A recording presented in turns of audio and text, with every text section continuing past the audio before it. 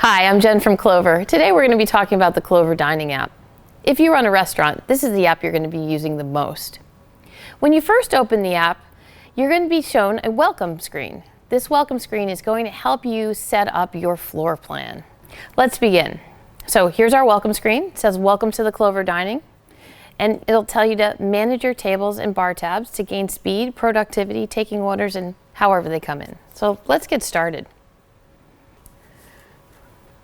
So first, let's create your floor plans. We're going to use the layout tools to create and customize our tables and add sections. We're going to hit continue. So now we're going to set up our floor plan. As you see, we have 3 different types of tables. We have square, we have rectangle, we have circle. To add tables, we press the plus sign. And it allows us to add tables or add a section. Let's add a table. Now, here you can choose the type of table. Do you want a square, a rectangle, or a round? Let's do a rectangle. We can add a table number. And you can add the number of people at the table. Let's say this is a bigger table and it has 10 people at it. And this can go as high as 50. Now, we're also can reorient it so it could go sideways. Let's have it go there. And we're going to save this. Now, because this is a bigger table, let's resize it. We can pull it out to a bigger table. And let's say we have a couple of these tables. We don't have to go in and remake them. We can just clone this table. And the clones always appear in the middle of the screen.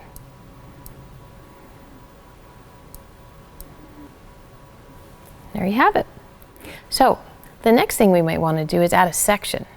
So we have our main dining room set up, and this is how it's normally set up. But what if we do special events and we want to keep a certain way of mapping our tables for those types of occasions? To do that, we're going to add a section. And let's call this section Weddings and save it. Now, as you see, it's not on our bar across the top. We have to go to the right. And now we have to add some tables. Let's add a table number. And these are going to be square tables that seat 8 people.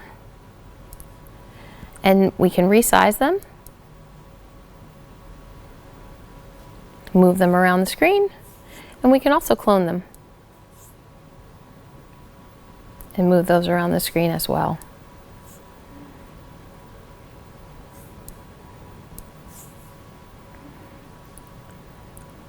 And now we're ready for our next function.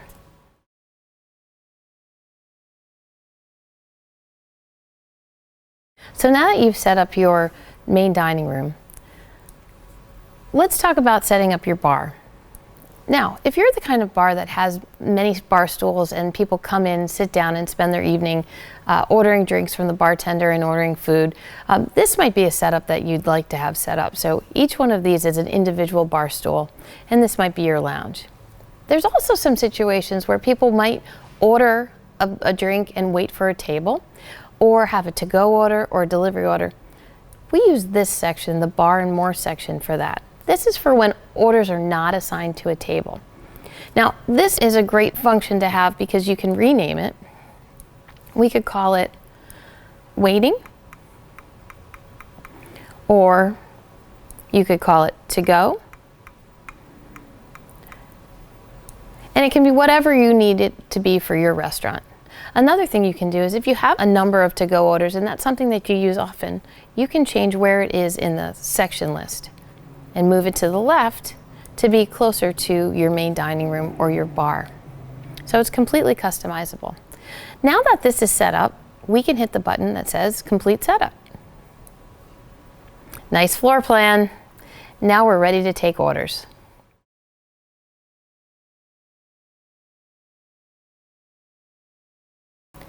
Now that we've set up our floor plan, let's start taking some orders. Remember, you can always go back to alter your floor plan at any time by hitting the hamburger menu in the corner and then hitting Edit Floor Plan. And that brings you back to the settings we were. But let's go to take orders now. So I'm in my main dining room and I have table 101. I'm going to go take their order. I touch that table and it pops up. It's preset for 4 people.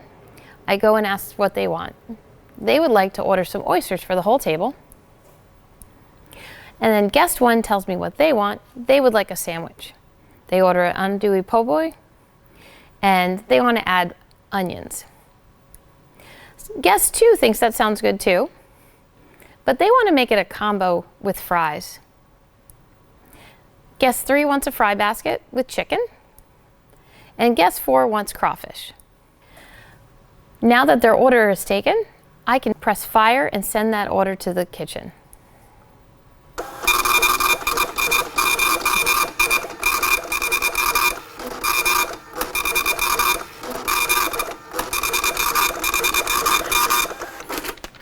And here's the order. So now that my table's order has been put into the kitchen and they've eaten and I've got their food, now they want their bill. So I can press this button and print the bill.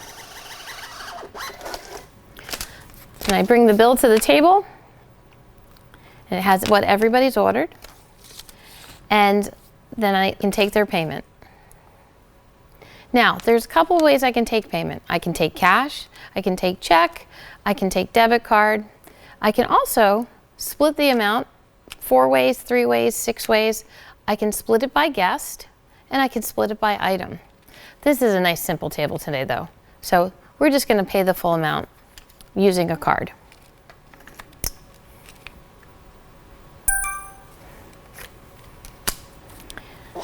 And then we're done. And the receipt got printed out, and we can send it over to the table and get our tip added and get our total and clear that table away. And you'll notice they're gone from our floor map. So now let's talk about somebody who's at the bar or maybe using an order that's not associated with a table. So someone comes in and they're waiting for an order, but they say, you know what, while I'm waiting, I'm going to have a soda. And I'd like to start a bar tab. So the way we can do that is we can take their credit card and swipe it. So we can either cancel this payment, we can pay the $3.49, or we can do a pre-authorization to start a bar tab.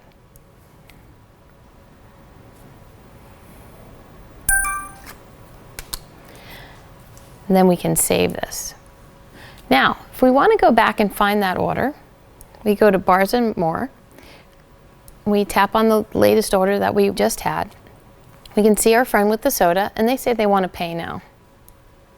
And they want to use the same card that they use, so we charge this on this card.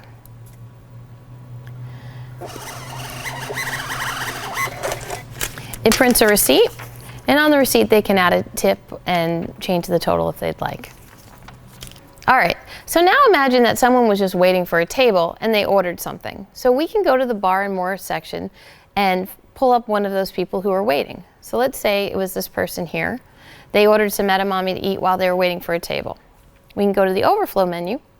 We can go to Move Order, and then we can add a place for it to go to on the main dining room.